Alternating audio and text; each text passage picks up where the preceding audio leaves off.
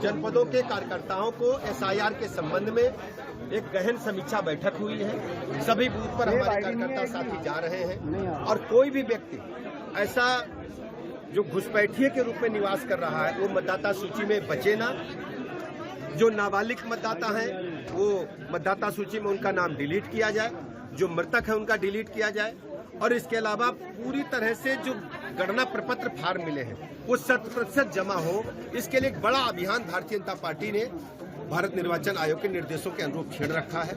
आज गाजियाबाद जनपद और महानगर में इसमें विस्तृत चर्चा हमारे कार्यकर्ताओं के साथ हुई। एसआईआर पहले भी हो चुका है, लेकिन इस बार भारतीय जनता पार्टी के शासन में हो रहा था, विपक्ष लगातार सवाल उठा रहा है। आखिर ऐसा क्यों है कि जब देश हित की बात आ रही विपक्ष सवाल ही उठाता है हमेशा?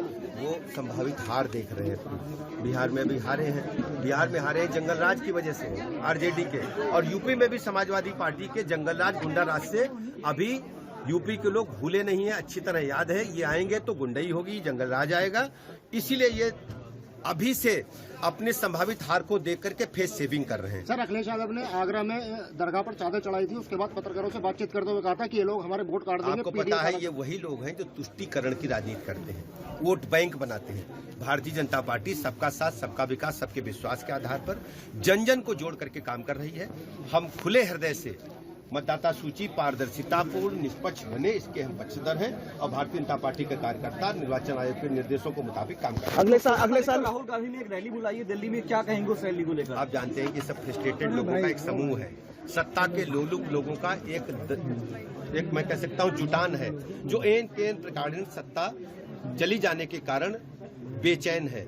भारतीय जनता पार्टी माननीय मोदी जी के नेतृत्व में सबका साथ, सबका विकास, सबके विश्वास के आधार पर जन जन को जोड़ करके गरीब कल्याण योजनाओं के माध्यम से 25 करोड़ से अधिक लोगों को गरीबी की रेखा से ऊपर ला चुकी है और उत्तर प्रदेश और देश में डेवलपमेंट में नंबर 1 पर पूरी दुनिया में चर्चा आज भारत और उत्तर प्रदेश की। 2027 में कई राज्यों में चुनाव होंगे, क्या बंगाल में इस बार कमल खिल पाएगा? ये पश्चिम बंगाल में प्रचंड बहुमत के साथ बीजेपी आ रही है। पिछली बार मात्र वहाँ 3% का अंतर था और जिस ढंग से वहाँ बाबरी मस्जिद बनाने का ऐलान तृणमूल कांग्रेस के नेताओं ने किया है, उनको देश से माफी मांगनी होगी और बाबर जैसे आक्रमणकारी को देश के लोग कभी स्वीकार नहीं करेंगे।